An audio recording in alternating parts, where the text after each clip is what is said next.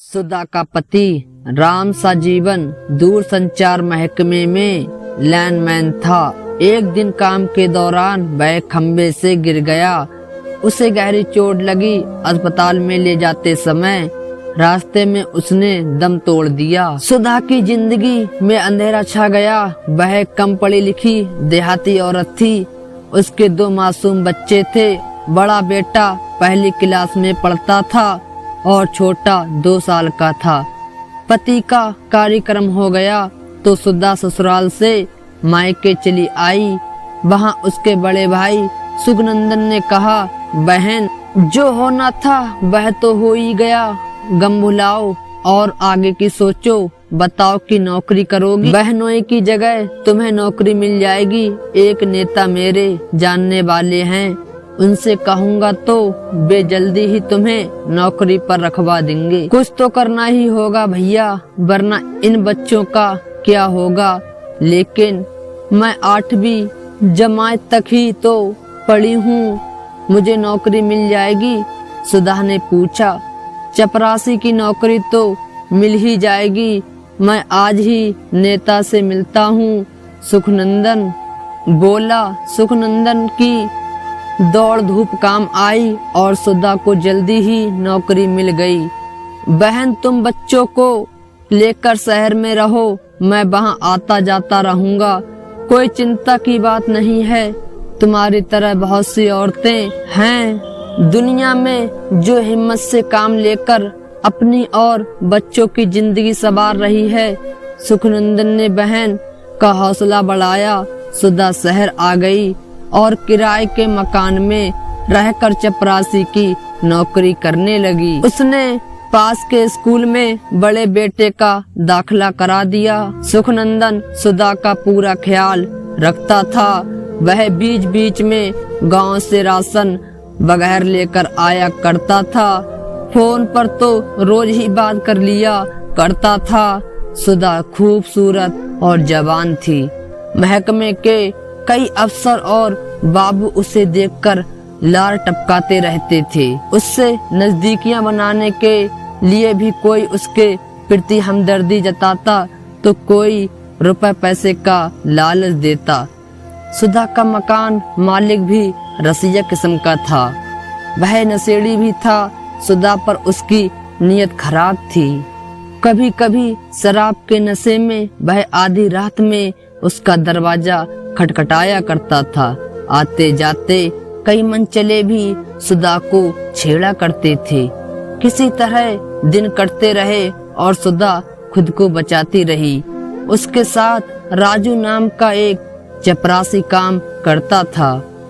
वह उसका दीवाना था, लेकिन दिल की बात जमान पर नहीं ला पा रहा था। सुधा को राजू अक्सर घर भी छोड़ दिया करता था। कुछ दिनों बाद राजू सुधा को घुमाने फिराने भी ले गया। सुधा को भी उसका साथ बहाने लगा। वह राजू से खुलकर हंसने बोलने लगी। जल्द ही दोनों के बीच प्यार हो गया। अब तो राजू उसके घर आकर उठने बैठने लगा। सुधा के बच्चे उसे अंकल कहने लगे। वह बच्चों के लिए खाने पीने की चीजें भी लाया करता था। सुधा के पड़ोस में एक और किराएदार रहता था। राजू ने उससे दोस्ती कर ली। एक दिन वह किराएदार अपने गांव जाने लगा तो राजू ने उससे मकान की चाबी मांग ली। दिन में उसने सुधा से कहा, आज रात मैं तुम्हारे साथ गुजारूंगा, लेकिन कैसे? बच्चे भी तो हैं। सुधा ने समस्या रखी। उसकी चिंता तुम बिल्कुल ना करो। ये कहकर उसने जेब से चाबी निकाली और कहा, ये देखो मैंने सुबह ही इंतजाम कर लिया है। आज तुम्हारा पड़ोसी गांव चला गया है। रात को मैं आऊंगा। और उसी के कमरे में सुधा मुस्कुराई और फिर शर्माकर उसने सर झुका लिया। उसकी भी इच्छा हो रही थी और वह राजू की बाहों में समा जाना चाहती थी। राजू देर रात तक शराब के नशे में आया। उसने सुधा के पड़ोसी के मकान का दरवाजा खोला। आहट मिली तो सुधा जाग गई। उसके दोनों बेटे सो रहे थे। उसने असहिष्णुता से अपना दरवाजा बंद किया और पड़ोसी के कमरे में चली गई। राजू ने फौरन दरवाजा बंद कर लिया। उसके बाद जो होना था वह देर रात तक होता रहा। लंबे अरसे के बाद उस रात सुधा को जिस्मानी सुख मिला था। वह राजू की बाहों में खो गई थी। तड़के राजू चला गया और सुधा अपने कमरे में आ गई। सुधा और पड़ोसी के मकान के बीच जो दीवार थी उसमें दरवाजा लगा था। पहले जो किराएदार रहता था उसने दोनों कमरे ले रखे थे। वह जब मकान छोड़कर गया तो मालिक ने दोनों कमरों के बीच का दरवाजा बंद कर दिया और ज्यादा किराए के लालच में 2 किराएदार रख लिए। अब उसे 1000 की जगह 2000 रुपए मिलने लगे। उस रात के बाद राजू अक्सर सुधा के घर देर रात आने लगा।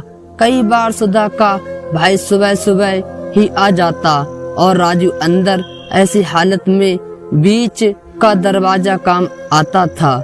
राजू उससे दरवाजे से पड़ोसी के मकान में दाखिल हो जाता था। सुधा के भाई को कभी शक ही नहीं हुआ कि बहन क्या गुल खिला रही है। वह तो उसे सीधी सादी गांव की भोली भाली औरत मानता था। राजू का अपना भी परिवार था, बीबी थी, 4 बच्चे थे। परिवार के साथ वह किसी झुंगी बस्ती में रहता था।